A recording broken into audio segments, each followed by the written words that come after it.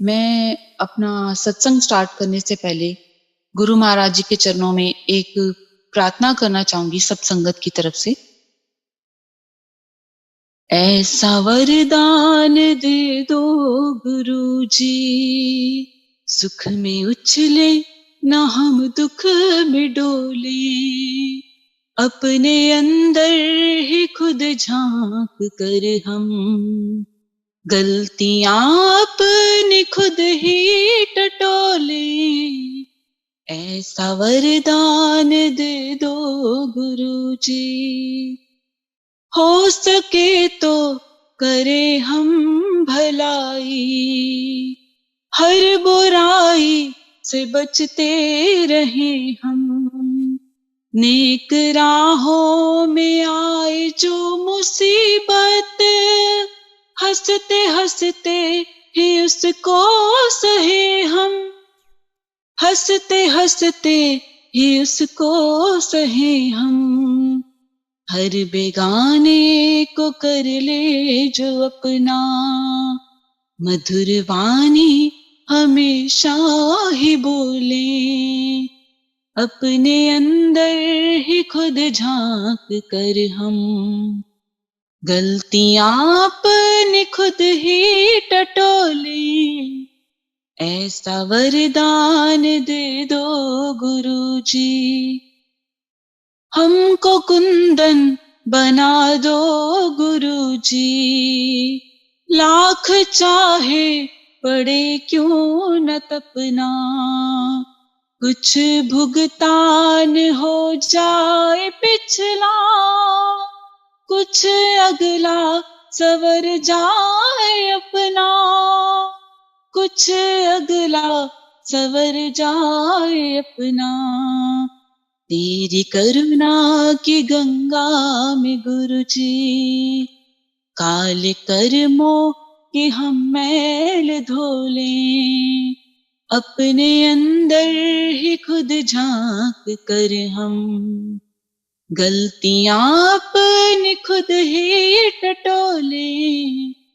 ऐसा वरदान दे दो गुरु जी, तेरी इच्छा बिना कुछ न होता, तेरे हाथों में सृष्टि की डोरी, तुमसे क्या गुरु जी रखे छुपा के, तुमसे किस बात की फिर है चोरी, तुमसे किस बात की फिर है चोरी, किस पटारी में क्या है तू जाने, इसको खोले के या हम न खोलें, अपने अंदर ही खुद झांक कर हम गलतियां अपनी खुद ही टटोले।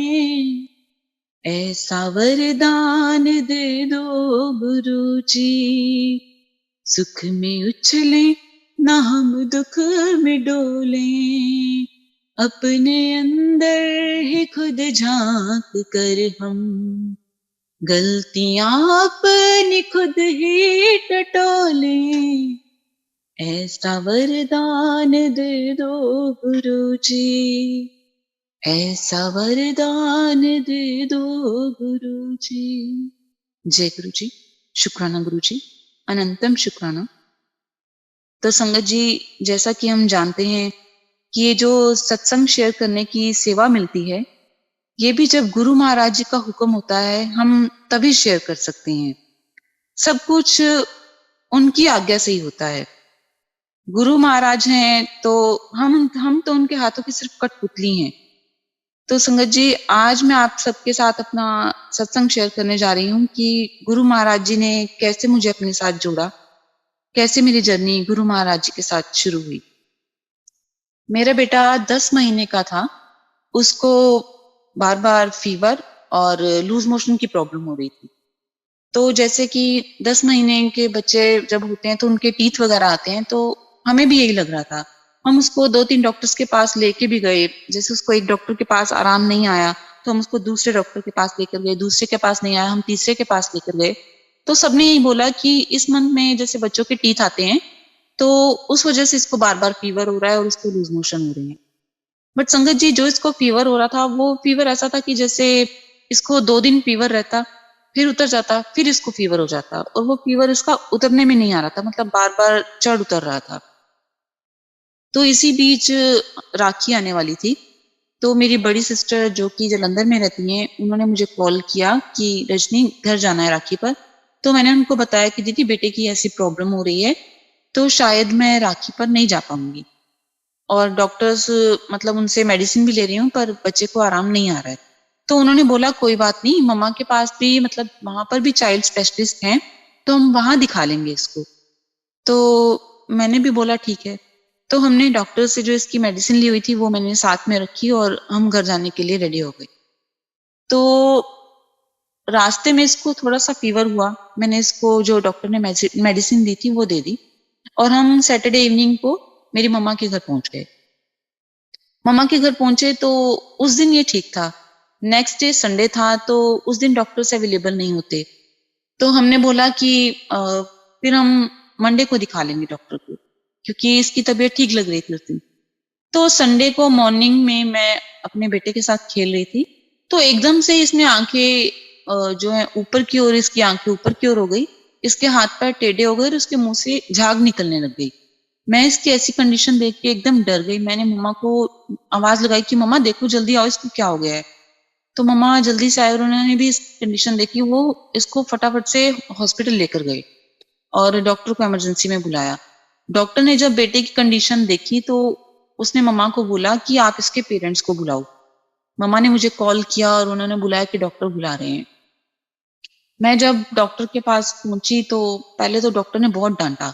उन्होंने बोला कि आपने बच्चे की क्या कंडीशन करी हुई है, आपको पता नहीं है। तो मुझे तो समझ नहीं आई, क्योंकि हम तो डॉक्टर से इसको चेक करवा रहे थे, तो उन्होंने बोला था कि ऐसे टीथ आ रहे हैं तो ये प्रॉब्लम हो रही है। तो संगत जी, वो जो इसको बार बार फीवर हो रहा था, या जो लूज मोशन इसके नहीं हट रहे थे, नहीं रुक रहे थे, उसकी वजह से इसको जो फीवर है वो अंदर ही अंदर, मतलब वो फीवर जो है वो इसको इन्फेक्शन हो गया और इसको हाई ग्रेड फीवर हो गया, जो कि इसके ब्रेन में चढ़ गया था। इतना हमें भी नहीं पता था।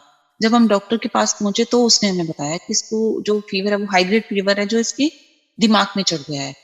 तो उन्होंने बोला कि आप पहले हमें लिख कर दे दो, क्योंकि हम गारंटी नहीं लेते कि ये बचेगा, हम सिर्फ कोशिश कर सकते हैं। तो संगत जी, इतना सुन के मेरे पैरों के नीचे से जमीन खिसक गई कि मतलब फीवर हो रहा था वो मुझे भी पता है, पर इसकी कंडीशन इतनी खराब है ये हमें पता ही नहीं लगा।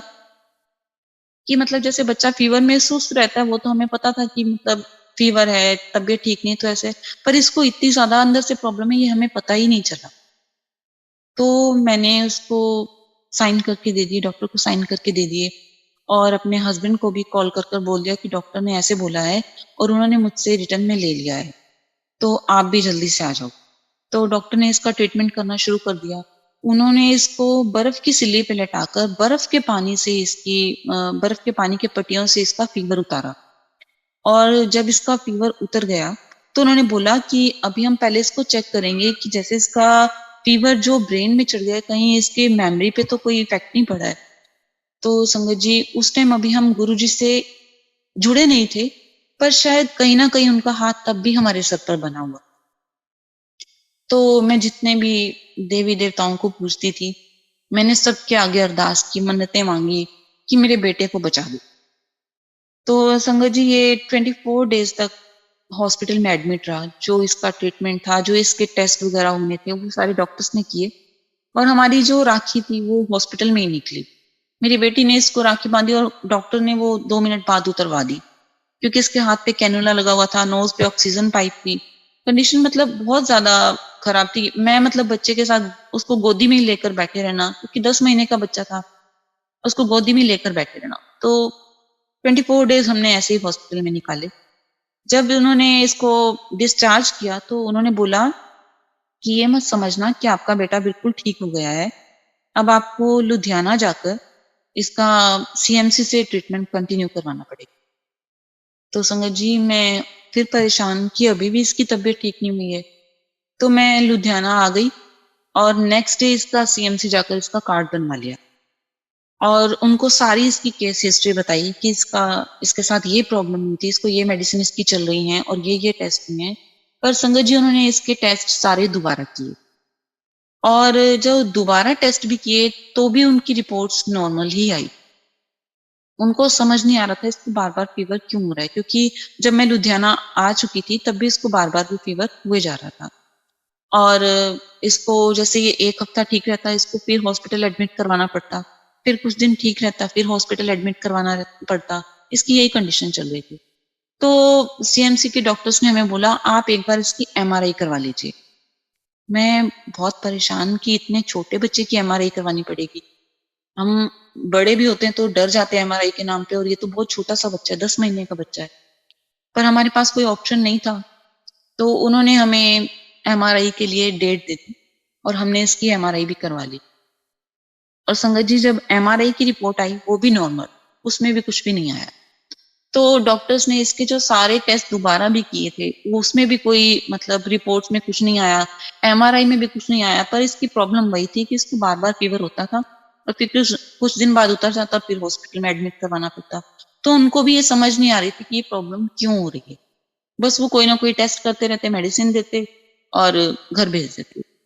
तो इसको उन्होंने जो फीवर उतारने के लिए सिरप दिया हुआ था वो नॉर्मल पैरासीटामोल नहीं था, वो काफी स्ट्रॉन्ग सिरप था। और उसके साथ उन्होंने इसकी एक टैबलेट दी थी फ्रीजियम, जो कि अब बैन हो चुकी है। और वो इतनी स्ट्रॉन्ग मेडिसिन है, उसका साइड इफेक्ट भी है। बट उन्होंने कहा था इसका अगर फीवर उतर भी जाए तो भी उसके 3 दिन बाद तक इसको ये कंटिन्यूसली टैबलेट देनी ही देनी। तो उन्होंने बोला कि आपको इसका 5 साल तक बहुत ध्यान रखना है, क्योंकि इसको 99 भी फीवर आपको नहीं होने देना। तो संगत जी उस टाइम में मतलब मैं इतनी डिप्रेस हो चुकी थी कि पूजा पाठ बिल्कुल छोड़ चुकी थी। पूजा पाठ में मन ही नहीं लगता था। पहले जो मैं थोड़ा बहुत पूजा पाठ करती थी वो भी बिल्कुल छूट गया, जोत जगाना छूट गई। और मैं मतलब इतनी पागलों वाली कंडीशन हो चुकी थी कि अगर बेटा ऐसे नॉर्मली भी सोया होता था ना तो उसको मैं चेक करती रहती थी कहीं फीवर में तो नहीं सोया हुआ है। और उस टाइम मेरे पास एक मेरी 5 साल की बेटी भी थी, तो उसको स्कूल भेजना, हस्बैंड को जॉब पे भेजना, उसके बाद इसका हर दूसरे दिन इसको लेकर हॉस्पिटल जाना चेकअप के लिए। और इसका हर हर हफ्ते कोई ना कोई वो टेस्ट करते ही रहते थे। तो ऐसे ही चलता रहा, एक साल निकल गया, 1.5 साल निकल गया, ये प्रॉब्लम ऐसे ही चलती रही। और उस टाइम में मेरा मतलब पूजा पाठ में मन नहीं लगता था। तो एक बार मेरे मम्मा मेरे पास आए और वो गुरु महाराज जी का मेरे पास स्वरूप लेकर आए, जिसको हम सब गुरु महाराज जी का रॉक स्टार वाला स्वरूप कहते हैं, वो लेकर आए। तो वो बोले कि बेटा आप ना इनको मानो। तो मैंने बोला मम्मा अब आप किन को ले आए हो, ये किन की फोटो है। तो गुरु महाराज जी मुझे माफ करें, क्योंकि मुझे उस टाइम गुरु महाराज जी का बिल्कुल भी नहीं पता था, उनकी महिमा का मैं बिल्कुल जानती ही नहीं थी। तो मम्मा कहते हैं कि बेटा ये बहुत मतलब इनकी बहुत मानता है, तुम भी इनको मान के देखो। तो मैंने मतलब मन नहीं था, कहते हैं ना वो बेमने से मैंने वो गुरु महाराज जी का स्वरूप लिया और मंदिर में रख दिया। पूजा पाठ में पहले ही नहीं करती थी तो मैंने ऐसे ही मंदिर में रख दिया। तो जाते जाते मम्मा ने मुझे इतना जरूर बोला था कि बेटा आप ना इनके यूट्यूब पर और फेसबुक पर मतलब गुरु महाराज जी के सत्संग आते हैं, आप वो सुना करो। तो मैंने बोला कि ठीक है, मैंने ऐसे ही बोल दिया, पर मैं सुनती नहीं थी। तो ऐसे ही एक बार मतलब बेटा इसको फीवर हुआ था और मैं गुरु महाराज जी का सत्संग लगा लिया। रात का टाइम था। पर संगत जी उस टाइम जैसे सत्संग जो चल रहा था, जो आंटी अपना सत्संग शेयर कर रही थी, मेरा सत्संग में मन नहीं लगा। मैंने कहा ये सब ना ऐसे ही होते हैं, सत्संग ऐसे रिकॉर्ड किए होते हैं। और गुरु महाराज से बहुत बहुत मैं माफी मांगना चाहती हूँ इस बात की। और मैंने वो सत्संग बंद कर दिया और मैं सो गई। ऐसे ही कुछ दिन चलता रहा। फिर एक बार दोबारा मैंने मतलब ऐसे ही फोन देखते देखते एक आंटी अपना सत्संग शेयर कर रहे थे, वो सत्संग चल गया और मैंने उस दिन वो सत्संग सुना। और वो आंटी भी अपने बेटे का ही सत्संग शेयर कर रही थी कि गुरु महाराज जी ने उनको कैसे ब्लेस किया। वो मैंने सुना तो मतलब थोड़ा अच्छा सा लगा। उसके बाद फिर मैंने धीरे धीरे करके गुरु महाराज जी के सत्संग सुनने शुरू कर दिए। और मुझे गुरु महाराज जी के तब मंत्र जाप का, जल प्रसाद का ऐसे कुछ भी पता नहीं था। तो एक बार फिर मम्मा का फोन आया कि बेटा हम लोग ना बड़े मंदिर जा रहे हैं, तुम लोग भी आ जाओ। तो मैंने बोला ठीक है। शायद गुरु महाराज जी ने तब अपना मुझे बड़े मंदिर आने का बुलावा भेजा। और मैंने कहा ठीक है। तो हम लोग यहाँ से गए और यमुनानगर से बड़े मंदिर के लिए बसें जा रही थी। तो हम लोग बस में बैठ के गुरु महाराज जी के बड़े मंदिर पहुंचे। बड़े मंदिर पहुंच के बहुत अच्छा लगा, जैसे कि हम हेवन में आ गए हैं। बड़ा सा शिवलिंग देख के मतलब मन को इतनी खुशी हुई ना, बहुत अच्छा लगा। और शब्द गुरबानी अंदर चल रहे थे, बहुत ही अच्छा लगा। तो मुझे मम्मा ने इतना बताया था कि बेटा आपको यहाँ पर जो भी प्रसाद मिले, जल प्रसाद, चाय प्रसाद और लंगर प्रसाद जो भी मिले वो पूरा फिनिश करना। तो मैंने बोला ठीक है। तो उन्होंने ये भी बोला था कि बेटे को भी जरूर खिलाना। तो मैंने बोला ठीक है। तो हमें वहां पर जो भी जल प्रसाद मिला, चाय प्रसाद मिला, हमने सारा खाया, वो सारा पिया। और उसके बाद जब लंगर प्रसाद की बारी आई तो मम्मा ने बताया था कि ऐसे अ, एक थाल में मतलब 4 संगत को लंगर प्रसाद मिलता है। तो वो मेरा फर्स्ट टाइम था जब मैं गुरु महाराज जी के बड़े मंदिर गई थी। तो जब हम 4 संगत बैठे हुए थे तो मैंने अपने बेटे को भी खिलाया जितना वो खा सकता था, बाकी जो भी था हम संगत ने खाया। तो उसके बाद लंगर प्रसाद किया हमने, दर्शन किए और मैं वापस लुधियाना आ गई।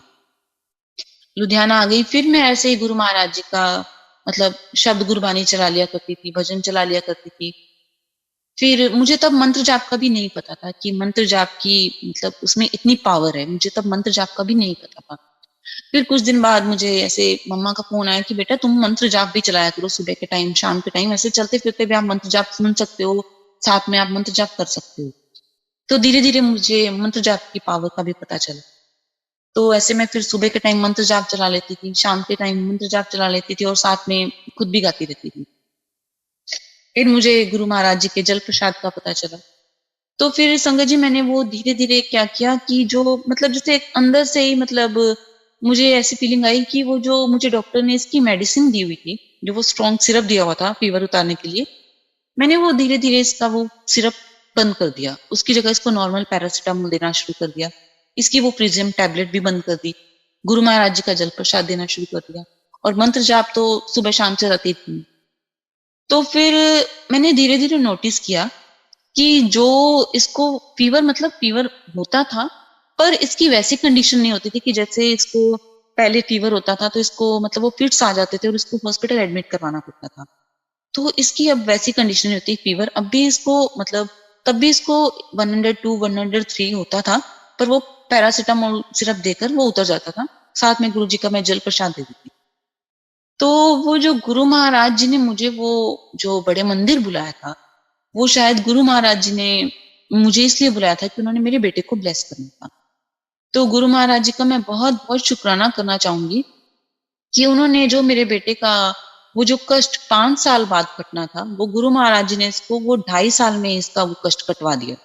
क्योंकि हम इतने टाइम से सीएमसी में इसका ट्रीटमेंट करवाते रहे, समझ उनको भी कुछ नहीं आई।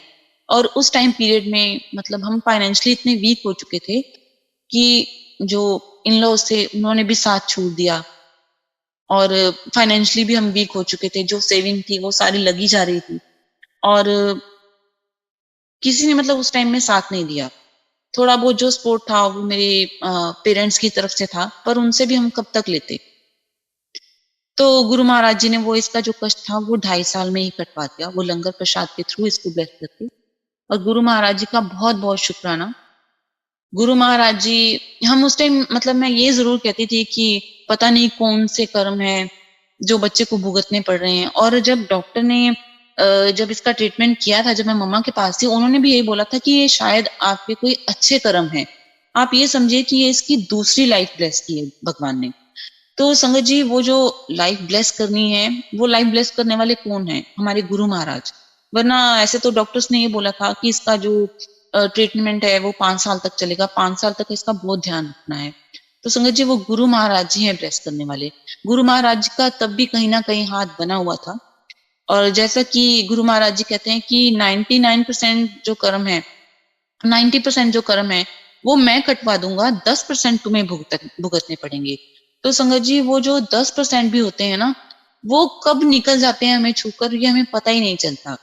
जब हमने गुरु महाराज जी ने जब हमारा हाथ पकड़ लिया है ना, तो वो जो 10% भी है हमारे कष्ट हैं, वो गुरु महाराज जी मतलब बहुत ही ऐसे वो कट जाते हैं, गुरु महाराज जी ऐसे कटवा देते हैं कि हमें पता ही नहीं चलता वो कब हमें छूकर निकल गए। तो हमें गुरु महाराज जी का सुख वेले शुक्राना और दुख वेले अरदास करनी चाहिए हमेशा ही।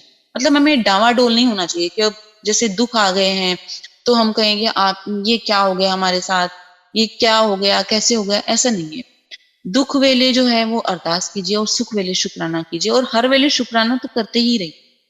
और ये जो दुख भी आते हैं ना, ये गुरु महाराज, मैं कहती हूँ ये जो मेरे बेटे के लिए ऊपर जो कष्ट आया है वो इसीलिए आया है कि शायद उस वक्त हमें गुरु महाराज जी से जुड़ना था, गुरु महाराज जी ने हमें अपनी चरनी लगाना था, और गुरु महाराज जी ने ये जो कष्ट कटवा दिया है उसके लिए बहुत बहुत शुक्राना, जो मेरे बेटे को नई लाइफ ब्लेस की है।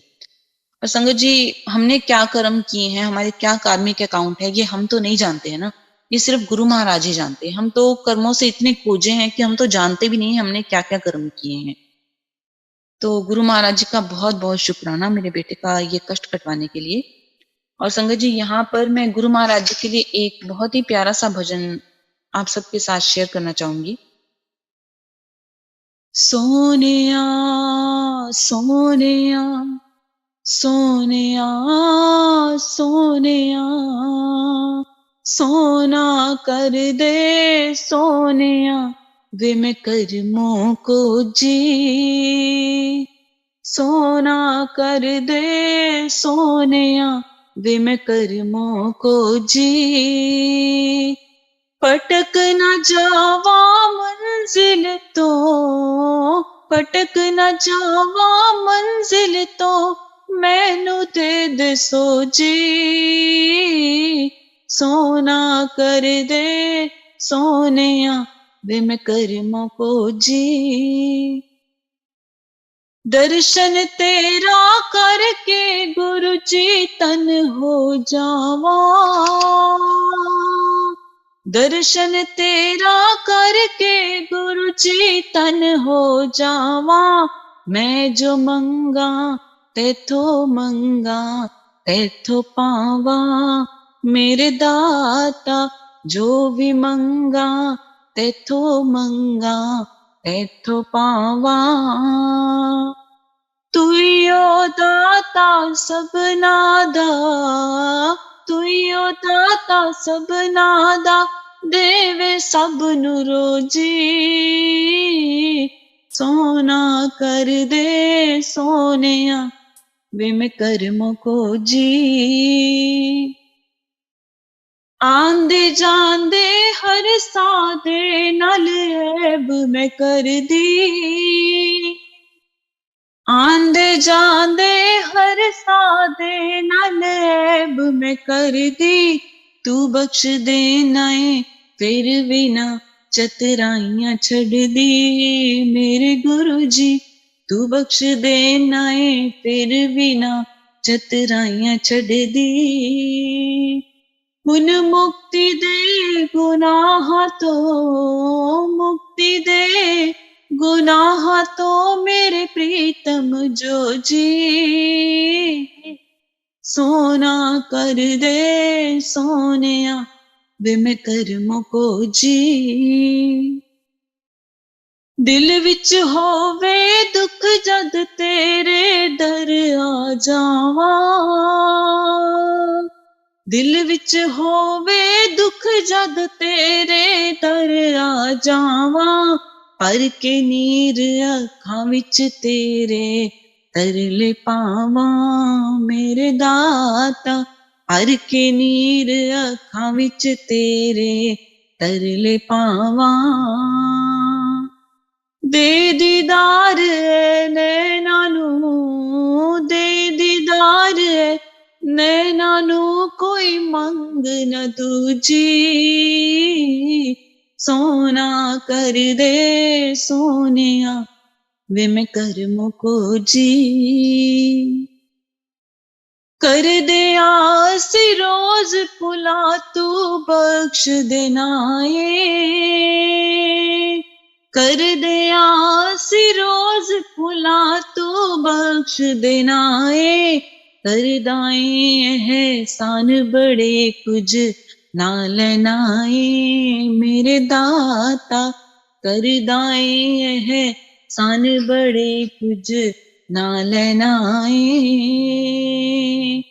संगत तेरी सारी दीवानी, संगत तेरी सारी दीवानी, तू मन मोजी सोना कर दे सोनिया वे मैं कर्म को जी पटक न जावा मंजिल तो पटक न जावा मंजिल तो मैनू दे सोजी सोना कर दे सोनिया वे मैं कर्म को जी सोना कर दे सोनिया वे मैं कर्म को जी। जय गुरु जी, शुक्राना गुरु जी, अनंतम शुक्राना। और संगत जी, ये जो मेरा अगला सत्संग है ये लॉकडाउन के दिनों का है, जब लॉकडाउन अभी स्टार्ट ही हुआ था और बाद में जो लॉकडाउन है वो काफी दिनों के लिए बढ़ गया था।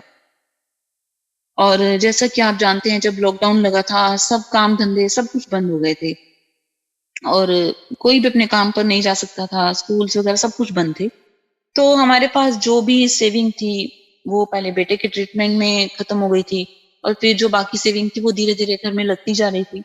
और मेरे हस्बैंड की प्राइवेट जॉब है, तो जैसे कि आपको पता है प्राइवेट जॉब में इतनी सेविंग हो भी नहीं पाती है और फैमिली जो है उसकी रिस्पॉन्सिबिलिटी भी ये सारी हस्बैंड पे ही है, तो फाइनेंशियली भी हम वीक हो चुके थे। तो एक दिन ऐसे ही जब लॉकडाउन मतलब चल रहा था तो मेरे हस्बैंड रात को काफी परेशान थे और हम लोग डिस्कस कर रहे थे। वो कहते कि सेविंग भी खत्म हो गई है और स्कूल्स चाहे बंद है बट फीस तो जानी ही जानी है, बच्चों की ऑनलाइन स्टडी चल रही थी और बाकी जो खर्चा होता है वो तो आपको पता ही है, इलेक्ट्रिसिटी बिल और बाकी जो खर्चे हैं। तो ऐसे ही हस्बैंड काफी परेशान थे, वो हम डिस्कस कर रहे थे तो उन्होंने बोला कि ऐसे अब दिक्कत आ रही है, क्या करनी। तो मैंने बोला कि हम टेंशन क्यों लें कि जब गुरु महाराज जी हैं। तो संगत जी, जैसे कि हम जानते हैं जब हम गुरु महाराज जी से जुड़ जाते हैं ना तो हम जो कोई भी जो मतलब बात होती है ना, फिर हम उसको मतलब पॉजिटिविटी में लेते हैं, पॉजिटिव सोचते हैं उस चीज को। तो मैंने यही बोला कि जब गुरु महाराज जी बैठे हैं जिनको हम अपना माँ बाप सब कुछ मानते हैं तो टेंशन क्यों लेनी, वो खुद देखेंगे। तो मेरे हस्बैंड कहते हैं ठीक है, अगर ऐसा है तो तुम अपने गुरु महाराज जी से अरदास करो। तो मैंने उनको बोला कि गुरु महाराज जी ऐसा तो नहीं कि सिर्फ मेरी बात ही सुनेंगे, वो आपकी भी सुनेंगे, वो सबकी सुनते हैं तो आपकी भी सुनेंगे, आप एक बार सच्चे मन से अरदास कीजिए। तो ऐसे मैंने उनको बोला और वो लेटने चले गए। तो संगत जी, मैं गुरु महाराज जी से अरदास की, मैंने कहा गुरु महाराज आपने अभी तक संभाला है और आगे भी मतलब पूरा विश्वास है कि आप ही संभालोगे। तो अगर ये जिंदगी आपने दी है ना तो अब आप ही के हवाले है। तो मुझे नहीं पता क्या होगा कैसे होगा, ये आप जानो, क्योंकि अब मतलब टाइम ऐसा आ गया कि फाइनेंशियली हमारे पास कुछ भी नहीं है, कि मतलब बैंक अकाउंट में भी कुछ भी नहीं है। तो आप जानो कि अब ये कैसे होगा, कैसे चलेगा घर का खर्चा, क्योंकि काम है नहीं, काम पर जा नहीं सकते अभी। तो आप जानिए कि कैसे होगा। गुरु महाराज जी से अरदास की और मैं भी सो गई। तो संगत जी, फिर अब जैसे कि हमारी आदत हो गई, हम सुबह उठते हैं तो जितना भी हमारा संगत परिवार है उन सबको पहले जय गुरु जी करते हैं। तो मैंने भी फोन उठाया और सबको जय गुरु जी की। उसके बाद मैंने देखा कि मेरे बैंक से एक मैसेज आया हुआ है, तो मैंने पहले उसको मतलब ओपन नहीं किया और मैंने फोन रख दिया। फिर जब मैं फ्री हुई तो मैंने दोबारा से अपना फोन चेक किया तो वो मैसेज पे मेरी नजर गई और मैंने जब वो मैसेज ओपन किया तो मैंने उसमें देखा कि मेरे अकाउंट में पैसे आए हैं, तो और वो भी किसी अननोन नेम से। तो मैंने सोचा कि मेरे अकाउंट में पैसे आए हैं और वो भी किसी अननोन नेम से, तो मुझे तो नहीं पता। मैंने अपने हस्बैंड से भी बोला कि ऐसे अकाउंट में पैसे आए हैं। तो मेरे हस्बैंड ने बोला कि ये किसी की गलती से आ गए हैं, कि उनका मे भी आज या कल तक फोन आ जाएगा। तो मैंने बोला हाँ जी आ जाएगा। तो संगत जी, आज का दिन गया, अगला दिन गया, किसी का फोन नहीं आया, कोई मैसेज नहीं आया। तो मैंने इनको बोला कि ऐसा करते हैं कि अभी हमें पैसों की जरूरत है और हम इनको यूज कर लेते हैं, जब उसका जिसका जिनके भी पैसे आए हैं उनका जब भी कॉल आएगा तो हम उनको पैसे वापस कर देंगे, उनको बता देंगे कि हमने ऐसे यूज कर लिया और हम उनको वापस कर देंगे जब उनको जरूरत होगी। तो मेरे हस्बैंड कहते नहीं, ऐसा नहीं अच्छा लगता कि हम ऐसे यूज कर लें। तो मैंने उनको बोला कि मुझे पता है कि ये हमारे गुरु महाराज जी हैं, जिन्होंने हमारी इस जरूरत के टाइम में हेल्प की है। तो मेरे हस्बैंड कहते हैं वो तो ठीक है, पर फिर भी ये जिनके पैसे हैं वो फोन कर सकते हैं कभी भी, और ऐसा अच्छा नहीं लगता हम उनके पैसे यूज कर ले। तो मैंने कहा गुरु महाराज जी के आगे हम अरदास करते हैं और उनको बोलते हैं कि हम गुरु महाराज से पैसे यूज करने लगे हैं, हमें अभी जरूरत है, तो जब उनका कॉल आएगा हम वापस कर देंगे। तो मैंने ऐसे गुरु महाराज जी के आगे हाथ जोड़कर बोला कि गुरु महाराज हमें अभी जरूरत है, हम यूज कर रहे हैं, जब भी उनका कॉल आएगा हम उनको वापस कर देंगे। और संगत जी हमें उनकी जरूरत थी पैसों की, हमने वो यूज कर लिए। और वो दिन गया और आज का दिन गया, कोई फोन नहीं आया, कोई मैसेज नहीं आया, क्योंकि हम जानते हैं हमारे गुरु महाराज जी हैं, वो हमेशा हमारे अंग संग रहते हैं, हमारी हर मुश्किल में वो हमारी मदद करते हैं। और हम नहीं जानते हैं कि उन्होंने वो जो मतलब जो हमें ब्लेस करना है वो कैसे, कब और किस तरीके से करना है, ये सिर्फ गुरु महाराज जी जानते हैं, क्योंकि उनके ब्लेस करने के तरीके ही अलग हैं। तो गुरु महाराज जी का बहुत बहुत शुक्राना, वो अपने संगत की छोटी छोटी जरूरतों का भी ध्यान रखते हैं, और जो भी बात उनके अभी मन में ही होती है वो मतलब मुंह तक आने से पहले ही पूरी कर देते हैं। हमारे गुरु महाराज इतने अच्छे, इतने प्यारे हैं, इतने भोले हैं, वो हर किसी के दिल की बात सुनते हैं, हर किसी की अरदास पूरी करते हैं। पर वो कब पूरी होगी इसका गुरु महाराज ज्यादा अच्छे से जानते हैं। हम सोचे कि ये काम अभी हो जाए, आज हो जाए, अभी हो जाए, तो संगत जी नहीं, ये तब होगा जब उसका टाइम आएगा। हम ये सोचते हैं हमें इतना मिल जाए, पर गुरु महाराज हमें वो देते हैं जो हमारे लिए अच्छा होता है, जो हमारे लिए बेहतर होता है। तो इसलिए गुरु महाराज जी जो करते हैं वो हमारे लिए अच्छा ही करेंगे। हमें बिल्कुल भी डाउट करना ही नहीं चाहिए कि अगर ये नहीं हुआ तो मतलब ये क्यों नहीं हुआ। तो संगत जी अगर वो नहीं हुआ ना, वो तो उसमें भी शायद हमारा कोई अच्छा ही है, इसलिए अच्छा मतलब वो नहीं हुआ। और इसलिए हमेशा हर चीज को पॉजिटिव सोच के चलो। और संगत जी अब ये जो मैं आपके साथ अपना अगला सत्संग शेयर करने जा रही हूँ, ये एक दिन मैं रात को काफी लेट हो गया था और मेरी फैमिली मेंबर सो चुके थे और मुझे नींद नहीं आ रही थी। तो मैं गुरु महाराज जी की ऐसे शब्द गुरबानी सुन रही थी। तो मैंने 1:30 बज गया, तो मैंने गुरु महाराज जी को बोला कि गुरु जी हुन 1:30 बज गए, हुन तुसी भी आराम करो, मैं भी लेटन जा रही हूँ। तो ऐसा कहकर मैं लेट गई और मेरी आंख लग गई। तो उसके बाद मैंने देखा, मतलब मुझे ड्रीम आया कि मेरी बेटी को एक ही लेग पर 3-4 जगह दो स्नेक ने काट लिया है, जिनको हम पनियर नाग कहते हैं ना, वो स्नेक ने, 2 स्नेक हैं, उसने एक ही टांग पर उन्होंने 2 मतलब 3-4 जगह पे काट लिया है। और मेरे आसपास काफी लोग खड़े हैं, मुझे नहीं पता वो लोग कौन है, मैं उनमें से किसी को नहीं जानती। वो सब बोल रहे हैं कि इसको डॉक्टर के पास ले चलो, डॉक्टर के पास ले चलो। और मैं क्या करती हूँ कि मैं अपनी बेटी को उठाती हूँ और गुरु महाराज जी के स्वरूप के सामने मतलब ले जाकर उसको लिटा देती हूँ, और मैं खुद घर से बाहर निकल जाती हूँ मेन रोड पर, मुझे नहीं पता क्यों। और जब मैं मेन रोड पे खड़ी होती हूँ, मेरी मम्मा मेरे साथ होते हैं, तो मैं आते जाते हुए लोगों को देख रही हूँ मेन रोड। और इतने में मुझे बीच में गुरु जी दिखते हैं, जिन्होंने टोमेटो रेड कलर का चोला पहना होता है और उस पे बहुत हैवी एम्ब्रॉयडरी हुई है। और मैंने गुरु महाराज जी का वो स्वरूप कभी नहीं देखा जिसमें गुरु महाराज जी ने वो टोमेटो रेड कलर का चोला पहना है और उस पे बहुत हैवी एम्ब्रॉयडरी हुई है। तो मैंने उसमें बोला कि मम्मा आपने देखा गुरु महाराज जी को? तो मम्मा कहते नहीं। तो मैं गुरु महाराज जी को आवाज लगाती हूँ कि गुरु जी। तो इतने में गुरु जी मेरी ओर साइड फेस करते हैं और मुझे स्माइल पास करते हैं। और तो मैं मम्मा को पूछा कि आपने देखा? तो मम्मा कहते हैं नहीं। तो इतने में फिर आने जाने वाले जो लोग होते हैं उसमें मैं फिर गुरु महाराज जी को ढूंढने लग जाती हूँ। तो गुरु महाराज जी जो थोड़ा वो भीड़ में आगे बढ़ चुके होते हैं। तो मैंने कहा वो देखो। तो फिर मैं जोर से आवाज लगाती हूँ गुरु जी। तो गुरु जी पहली बार में नहीं सुनते, फिर मैं फिर से आवाज लगाती हूँ, तो गुरु जी फिर से मेरे को साइड फेस करके देखते हैं और मुझे स्माइल पास करते हैं। और मैंने इतना ही ड्रीम देखा और उसके बाद मेरी आंख खुल गई अमृत वेला के लिए। तो मैंने फिर सबसे पहले मम्मा को कॉल किया, मैंने कहा मम्मा मुझे ऐसे आज गुरु महाराज जी का ड्रीम आया था। तो मम्मा कहते अच्छा। मैंने कहा ड्रीम में आप भी थे? तो उसके बाद मैंने तब मैं जन्नत द्वार पर गुरु जी का अमृत वेला अटेंड करती थी। तो मैंने जैसा कि बताया कि मैंने गुरु जी को उस चोले में मैंने गुरु जी का कोई स्वरूप नहीं देखा, तो मैं अमृत वेला में उठी और मतलब मैं अमृत वेले में जब शब्द गुरबानी सुन रही थी, तो एकदम से मैंने नोटिस किया कि उसमें गुरु महाराज जी ने वही चोला पहना हुआ है जो मैंने ड्रीम में देखा था।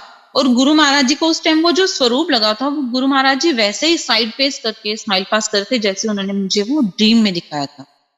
और संगत जी, जैसे कि हम जानते हैं ना कि गुरु महाराज जी कहते हैं कि जब मैं थोड़े ड्रीम ही चाहना उस टाइम में साक्षात होना।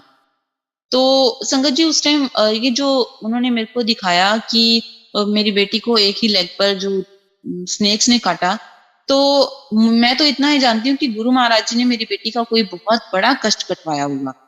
क्योंकि जैसे एक ही लेग पर बेटी को 3-4 जगह कन्या नाग ने काट लिया था, तो वो जरूर ही कोई बहुत बड़ा कष्ट आने वाला था जो गुरु महाराज जी ने उसका पहले ही कटवा दिया। तो गुरु महाराज जी का बहुत बहुत शुक्राना। और ये जो अब अगला सत्संग है, ये होली से कुछ दिन पहले का है, 2 दिन पहले का। तो संगत जी, होली आने वाली थी और ऐसे ही जैसे हम रोज रात को गुरु जी का शुक्राना करके सोते हैं, मैं ऐसे गुरु महाराज जी का शुक्राना किया और मैं सोई। और मुझे उस दिन भी गुरु महाराज जी ने ड्रीम दर्शन दिए कि गुरु महाराज जी कहीं बैठे हुए हैं, अपने आसन पर विराजमान है येलो चोले में, और उनके आसपास थोड़ी सी संगत बैठी हुई है और बाकी संगत जो है वो मतलब उस रूम से बाहर बाहर की साइड जैसे वो कुछ संगत लेटी हुई है और कुछ संगत बैठी हुई है। और जहां पर गुरु महाराज जी बैठे हुए हैं वहां पे कुछ संगत बैठी हुई है और मैं वहां पर खड़ी हुई हूँ। मैं अपनी बारी आने की वेट कर रही हूँ गुरु महाराज जी के पास। तो मेरी बारी आ जाती है जल्दी से और मैं गुरु महाराज जी के पास जाती हूँ और मेरे हाथ में चंदन का जो टीका है उसकी डिब्बी होती है, तो मैं उसमें से निकालती हूँ चंदन का टीका और गुरु महाराज जी को वो टीका लगाती हूँ। और गुरु महाराज जी क्या करते हैं, उसी डिब्बी में से अपने जो फिंगर टिप्स होते हैं उस पे वो चंदन टीका लगाकर मेरे दोनों चीक्स पर लगा देते हैं। और मैं मतलब जब चीक्स पर लगाते हैं उसके बाद मैं उस रूम से बाहर आ जाती हूँ, गुरु महाराज जी को माथा टेक के बाहर आ जाती हूँ। और बाहर जो संगत कुछ बैठी हुई होती है और कुछ लेटी होती है, तो उसमें मेरी मम्मा भी बैठे हुए हैं। तो मैंने उनको मम्मा को दिखाती हूँ कि मम्मा देखो, मेरे दोनों चीक्स पे गुरु महाराज जी ने ऐसे मुझे चंदन टीका लगाया है। तो मुझे मतलब बहुत खुशी हुई। तो इतना ही मैंने ड्रीम देखा, उसके बाद मेरी आंख खुल गई। तो फिर मैं अमृत वेले के लिए फिर उठ गई, क्योंकि ये जो मुझे ड्रीम आया था ये भी मुझे मतलब नियर अबाउट 2-2:30 बजे के करीब आया था। तो फिर उसके बाद मेरी जब आंख खुल गई तो फिर मैंने अगले दिन ही मम्मा के साथ सत्संग शेयर किया। और संगत जी, मुझे लगता है कि जो मैं हर ड्रीम में मेरे साथ मेरे मम्मा होते हैं वो इसलिए क्योंकि जैसे गुरु महाराज जी ने कहा था कि जो मेरे पास संगत को लेकर आता है मैं सबसे पहले उसको ब्लेस करता हूँ। तो हमारे घर में सबसे पहले जो है मेरी मम्मा जुड़े थे। मेरी मम्मा ने हम आगे पूरी फैमिली को, मतलब मेरी हम तीनों सिस्टर को और ब्रदर को जोड़ा। तो गुरु महाराज जी इसलिए सबसे पहले उनको शायद ब्लेस करते हैं और गुरु महाराज जी का बहुत बहुत शुक्राना। तो संगत जी, जब मैं सुबह उठी तो मैंने सच में उस दिन मतलब वो फ्रेग्रेंस मुझे फील आ भी रही थी और मुझे ऐसा फील हो रहा था कि हाँ मेरे चीक्स पर कुछ लगा है। मतलब वो मुझे ऐसा टीका तो नहीं दिख रहा था पर मुझे ऐसा लग रहा था कि मेरे चीक्स पर गुरु महाराज सच में मेरे चीक्स पर वो चंदन टीका लगा के गए हैं। और मैंने मम्मा को जब ये सत्संग शेयर किया तो मैंने बोला कि आज तो मैं पूरा दिन अपना फेस नहीं धोने वाली। और संगत जी, मैंने ये सत्संग कहीं और संगत के साथ भी शेयर किया और वाकई में मैंने वो जो है उस दिन पूरे दिन अपना फेस नहीं धोया और मेरे को वो चंदन टीके की फ्रेग्रेंस भी आ रही थी। और गुरु महाराज जी का बहुत बहुत शुक्राना। और इसके साथ ही मैं आपके साथ एक और सत्संग शेयर करती हूँ जो मेरी बेटी के 4th क्लास के 2nd टर्म के एग्जाम्स का है। संगत जी, मेरी बेटी के 2nd टर्म के एग्जाम चल रहे थे और उसका उस दिन हिंदी का पेपर था। तो जैसा कि हम सब संगत जानते हैं कि जो इंग्लिश मीडियम के बच्चे होते हैं वो हिंदी में वीक होते हैं, थोड़े बहुत वीक होते हैं, पर मेरी बेटी कुछ ज्यादा ही वीक है। और मतलब उसको मात्राओं का नहीं पता चलता और वो काफी मिस्टेक्स करती है हिंदी में। बाकी सब्जेक्ट्स में वो ठीक है बट हिंदी में काफी वीक है। तो उसका हिंदी का पेपर था, तो जब वो पेपर करके आई तो मैंने उससे क्वेश्चन पेपर लिया और उससे सुना कि उसने कितना किया है। तो जब उसने सुनाया तो उसने मुझे आधा पेपर सुनाया और उसके बाद कहती कि बाकी मैंने नहीं किया। तो मैंने कहा नहीं किया, क्यों नहीं किया? तो कहती मेरे पेपर पे ना कुछ गिर गया था, मतलब कुछ लिक्विड गिर गया था, मुझे नहीं पता क्या गिरा और मैं आगे लिख नहीं पाई। तो मैंने उसको बोला कि उसको मतलब डांटा और बोला कि अगर कुछ गिर गया था मैम से बोलते, आप दूसरी शीट ले लेते, तो कुछ तो करते आप, मैम को बताते तो सही। बट वो भी छोटी है, उसको इतना नहीं समझ आया होगा और उसने वो उतना ही पेपर किया। और संगत जी आप मानेंगे नहीं, मुझे इतना गुस्सा आया कि मुझे खुद नहीं समझ आया कि ये क्या करके आई है। एक तो हिंदी में पहले ही वीक है, ऊपर से आधा पेपर करके आई है, 80 मार्क्स का इसका पेपर है, तो इसके नंबर हार्डली कितने आएंगे, 35 40 इतने ही आएंगे। और 40 तो संगत जी बहुत मुश्किल है, 35 ही आप मतलब मैंने आइडिया लगाया कि इतने ही आएंगे मतलब। तो उसके बाद मैंने उसको डांटा और मैं गुरु महाराज जी के आगे स्वरूप के आगे बैठ गई। मैंने कहा गुरु महाराज जी मैं देखो हुन की कर रही है पेपर तुसी जानो की करके ये मनु नहीं पता। तो गुरु महाराज जी के आगे मैं बैठ गई और उसके बाद फिर बाद में अपने कामों में लग गई। और फिर जब इसका रिजल्ट आने वाला था, स्कूल में पीटीएम रखी गई। पीटीएम में मैं गई तो जब मेरी बारी आई, मैं मैम के आगे बैठी, मैम मुझे देख रही थी और मैं मैम को देख रही थी। पता तो था कि बेटी ने पेपर नहीं किया तो मैम इस वजह से मुझे डांटेंगी, बोलेंगी। तो मैम के पास जब मैं गई तो उन्होंने मुझे इसकी मार्क्स लिस्ट दिखाई, मैंने देखी। मैंने और किसी सब्जेक्ट के मार्क्स नहीं देखे इसके, पहले हिंदी के देखे और हिंदी में इसके मार्क्स देखे तो 51। तो मैंने सोचा शायद इतना पेपर कर लिया होगा इसने, ज्यादा किया होगा इसने, मुझे कम बताया होगा। तो संगत जी मुझे मैम ने बोला कि मैम आपने मार्क्स देख लिए, मैंने कहा हाँ जी। तो उन्होंने बोला कि मैम हिंदी में देखिए, मैंने कहा हाँ जी मैम ऐसे इसके साथ ये प्रॉब्लम हो गई थी। उसने बोला कि हाँ जी इसने मुझे बताया था कि ये प्रॉब्लम, मतलब बाद में बताया था कि ये प्रॉब्लम हो गई तो मैं इतना पेपर नहीं कर पाई। तो उन्होंने मुझे बताया कि आप बिलीव नहीं करेंगे कि इसने हिंदी का जितना पेपर किया उसमें एक भी मिस्टेक नहीं आई। और इस वजह से इसका पेपर प्रिंसिपल के ऑफिस में भी गया और उनको बताया कि इस लड़की के साथ ये प्रॉब्लम हो गई थी और इसने इतना ही पेपर किया है, पर इसकी हिंदी में एक भी मिस्टेक नहीं थी। और संगत जी मैं इतनी मतलब हैरान कि इस लड़की की एक भी मिस्टेक नहीं, जबकि ये लड़की एक लाइन अगर लिखती है हिंदी की तो उसमें 4 मिस्टेक्स निकल आती हैं। और इतनी मतलब मैं हैरान की, और इसकी एक भी मिस्टेक नहीं। तो मतलब मन में पता तो था कि सब करने करवाने वाले गुरु महाराज ही। तो शुक्राना किया और मैम को थैंक्स कह के मैं भी इसका मार्क्स देख के वापस आ गई घर पे। और घर आते ही मैंने सबसे पहले गुरु महाराज जी का शुक्राना किया, क्योंकि ये जो पेपर किया ये करवाने वाले भी कौन थे, गुरु महाराज। कि चाहे इसने थोड़ा ही किया पर उसमें अगर एक भी मिस्टेक नहीं आई, वो इसने नहीं की, वो गुरु महाराज जी ने करवाया कि इसकी एक भी मिस्टेक नहीं आई। गुरु महाराज जानी जाने, हम तो सिर्फ उनके आगे बोल मतलब बैठ जाते हैं। और संगत जी मैं ये भी कह रही हूँ कि जैसे अब मैं ये सत्संग शेयर कर रही हूँ ना, तो मुझे नहीं पता कि मैं क्या बोल रही हूँ। मैं तो मतलब हम जब सत्संग करते हैं गुरु महाराज जी के आगे हम कठपुतली बन के बैठ जाते हैं, सब करने करवाने वाले गुरु जी ही होते हैं। हम क्या, हमसे उन्होंने क्या बुलवाना है कि गुरु महाराज जानते हैं। अब कई बार ऐसा होता है कि जब हम सत्संग शेयर करने बैठते हैं हम ये सोचते हैं कि वो सत्संग शेयर करेंगे, ये सत्संग शेयर करेंगे, पर हम जब सत्संग शेयर करने बैठते हैं ना, हम एकदम मतलब ब्लाइंड हो जाते हैं, हमें नहीं समझ आती कि हमने क्या करना है।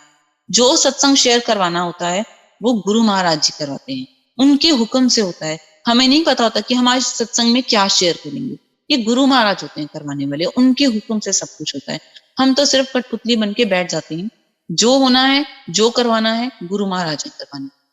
तो संगत जी गुरु महाराज जी का अनंतम शुक्राना कि उन्होंने हमें अपने चरनी लगाया। और आज हमें मतलब बहुत फक्र महसूस होता है जब हमें कोई कहता है ना ये गुरु महाराज जी की संगत है, गुरु जी की संगत है, वो गुरु जी की संगत जा रही है, तो बहुत फक्र महसूस होता है। वरना अब आप ये देखिए कि मैं एक हाउसवाइफ हूँ और भी कई संगत है जो हाउसवाइफ होंगे, हमें कौन जानता है, कोई भी नहीं जानता। पर जब से हम गुरु महाराज जी की संगत बने हैं, तो अब गुरु परिवार में कितनी ही संगत हैं जो जानती हैं, तो बहुत अच्छा लगता है कि एक बहुत प्यारा सा परिवार गुरु महाराज जी ने दिया है। अपनी जो माला में इतने मोती पिरोए हैं जो अलग अलग स्टेट के हैं, और गुरु महाराज जी ने एक माला में पिरोए हैं, तो बहुत अच्छा लगता है। गुरु महाराज जी का अनंतम शुक्राना जो उन्होंने हमें अपनी चरनी लगा ली। क्योंकि कहते हैं ना कि गुरु महाराज जी हमारा हाथ पकड़ लो, तो संगत जी हम इसलिए कहते हैं कि हाथ पकड़ लो कि अगर हम गुरु महाराज जी का हाथ पकड़ते हैं, हो सकता है हम कहीं डावाडोल हो जाएं तो उनका हाथ छोड़ दें। पर जब गुरु महाराज जी ने हमारा हाथ पकड़ लिया है ना, तो कैसी भी सिचुएशन हो वो हमारा हाथ कभी नहीं छोड़ेंगे। तो गुरु महाराज जी का अनंतम शुक्राना हमारा हाथ पकड़ने के लिए, हमें अपने चरनी लगाने के लिए। और संगत जी, मैं शुक्राना करना चाहूंगी ज़ूम प्लेटफ़ॉर्म का, जिन्होंने आज ये सत्संग शेयर करने की सेवा दी है। और गुरु महाराज जी का तो अनंतम शुक्राना कि वो इतना सुंदर प्लेटफ़ॉर्म के थ्रू सब संगत का सत्संग हमें सुनने को मिलता है। और संगत जी, यहाँ पर मैं गुरु महाराज जी के लिए एक शुक्राना भजन गाना चाहूंगी। वैसे तो हम गुरु महाराज जी का जितना भी शुक्राना करें उतना कम है। शायद शुक्राना करते करते हमारी पूरी जिंदगी निकल जाए,